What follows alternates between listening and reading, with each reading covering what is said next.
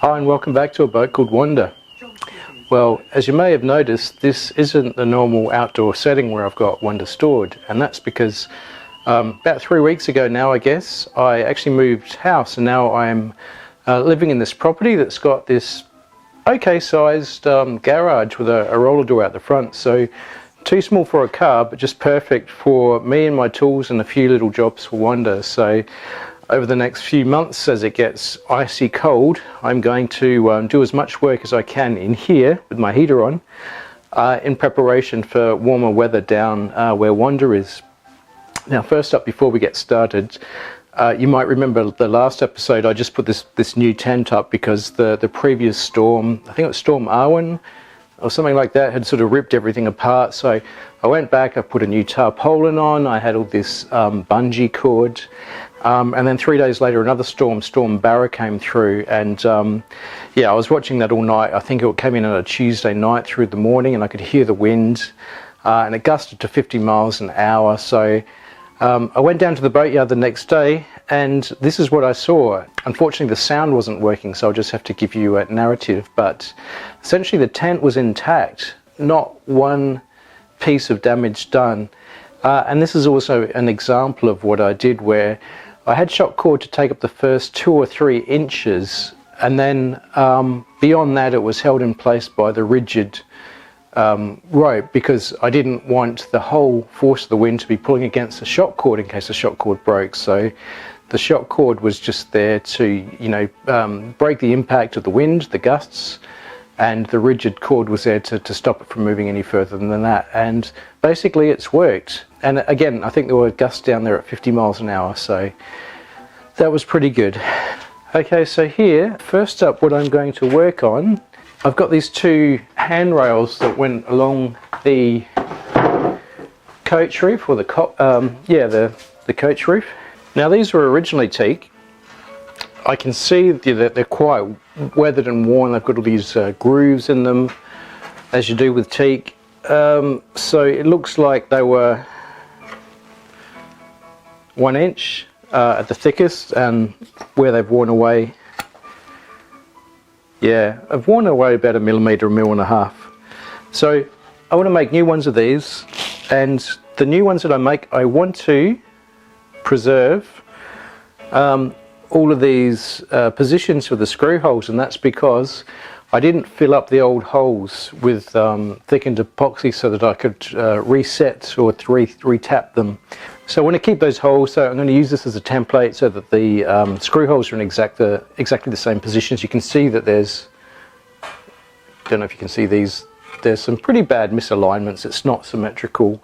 One of these is about 50 mils longer than the other ones. So the next question is, how do I make these up? Well, I've put some thought into it. I've got a piece of Iroko here. It's planed to 1 inch, 25.4 mils, and it's 60 wide, so I should get 2 25 by 25 strips out of this. And using my router table and a 1/2 inch diameter rounding piece, I'm going to turn this, once these are cut into perfect cubes, into round dowel. So first up, I just need to mark out those cuts so that I can put them on the table saw and cut this into 2 pieces. Right, so the first thing I want to do is just center this dowel where it belongs, and then put a couple of screws down along the length to fix it. So I've got a couple of clamps here so I can find the edge, which is about there.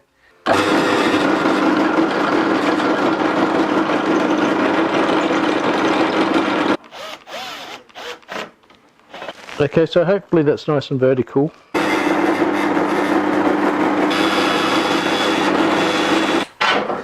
Here I've got those marker holes. You can see that they're all quite uniquely positioned. There's nothing sort of symmetrical about them. So this will be the underside, and I'll turn this over, and from the top I will drill down the plug and countersunk maker so that I can put a bung in once it's bedded down. But it's probably best not to drill that now because I need to put this on the routing table to turn it into a dowel. Once it's turned into a dowel, it's going to be very hard to line up with that original dowel, so I thought I'd keep it square to get all these marked out, and then I can route it to make it round, and then come back with clamps and put in the proper countersunk holes.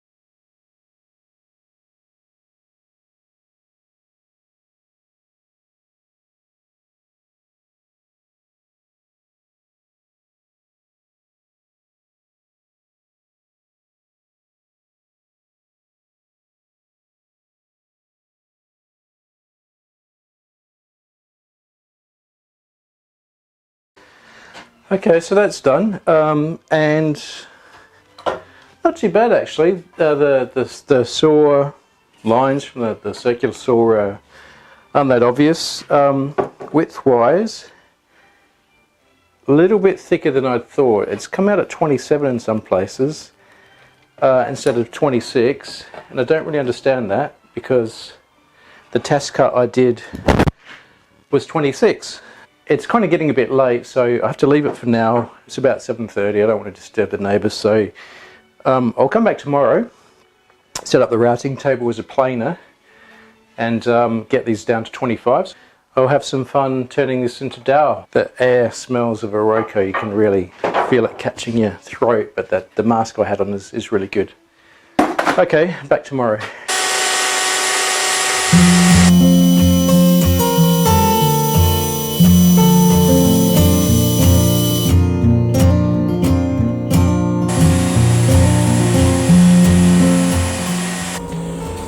Well, it's going to be pretty tight in here, but I didn't want this to move around at all, and given that the timber has warped a little bit, I really need it to be fairly snug so it doesn't move around. So I've set this up using the fence that came with the circular saw, as well as using the gate that came with the router table.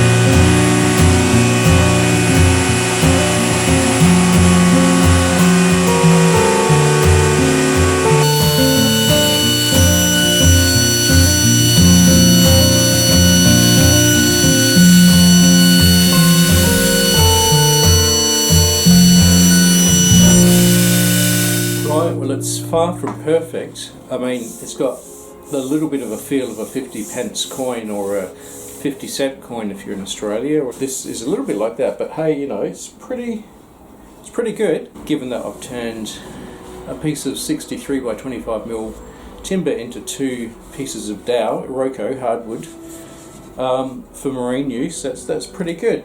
Well, I'm back in the boat. I just came here today to do a dry fit for those handrails that I've made, and I've lost the windshield from the microphone, so it's pretty windy. It's a little bit of an obstacle course here, jumping over these lines and pieces of timber, but basically it means that I can roll the tarp open now and work on either side, because basically the frame is held down, and then the tarpaulin is attached to the frame. So in the same way that you might attach a tarpaulin to a trailer or a truck, which means I can just unfold it and leave all the frame secured, whereas before I used to have to undo every one. Okay, so I want to position the grub rail along here and just check that the alignment's okay. Okay, let's see how this fits. I think I'll start from the middle, because obviously it has to bend a little bit to go around. It's on a bit of a curve, so if I just put these through and see if they line up.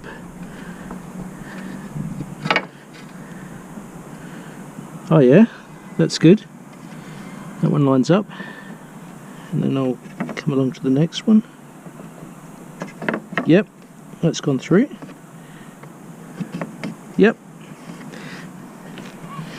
It'll need just a little bit of wiggle room, I think. So obviously these are 3mm. They're quite tight. I can over drill this a little bit so that the screw can maneuver a little bit and find its way. But so far, what about this one?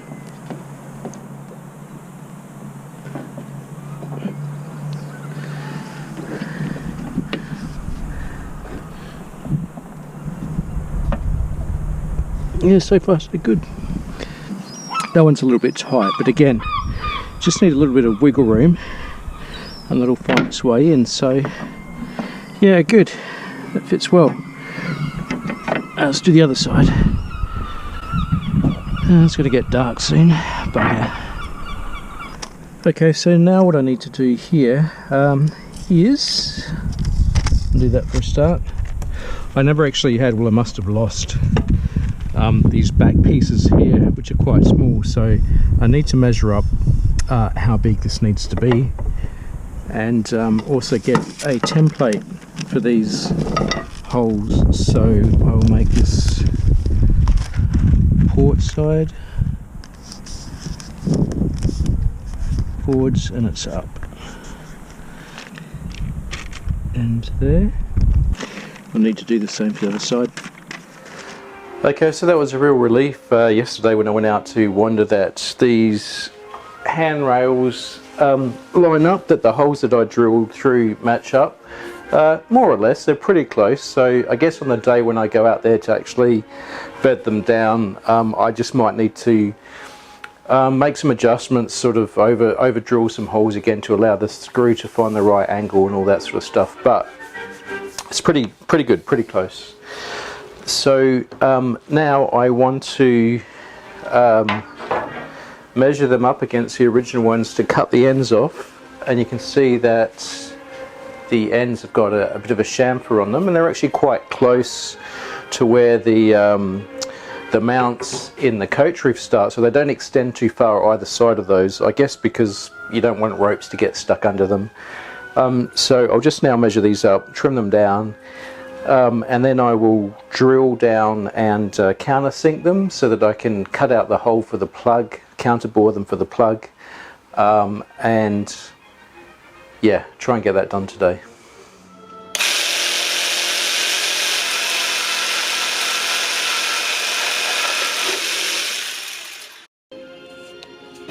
I just want to do a bit of a post-mortem here and cut through the original one so I can get a feel for how they did their countersunk, how deep they made it and what that looked like.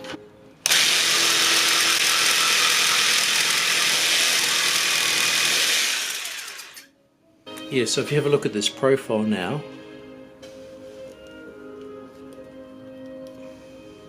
okay, so I can see that it's about 12mm of thread they've got going through from the screw, so it's about half of the diameter is taken up by the plug.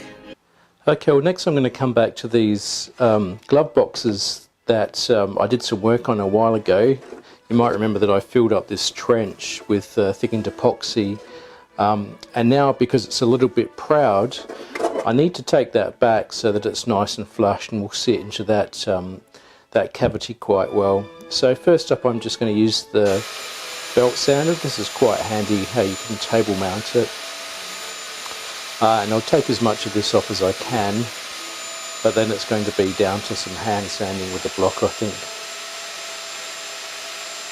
So that's about all I can do for now, and I'll just check that it will fit into this mount. So I base this cutout in the same size as the cockpit panels. Now of course Wanda might be a completely different shape, but anyway, this is the best I can do for now, and then when I take it down to Wanda to fit it, I might need to do a little bit more hand sanding.